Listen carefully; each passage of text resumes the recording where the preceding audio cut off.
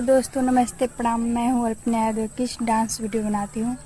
मेरा YouTube channel है Alpana Yadav official and Alpana Yadav SBY channel.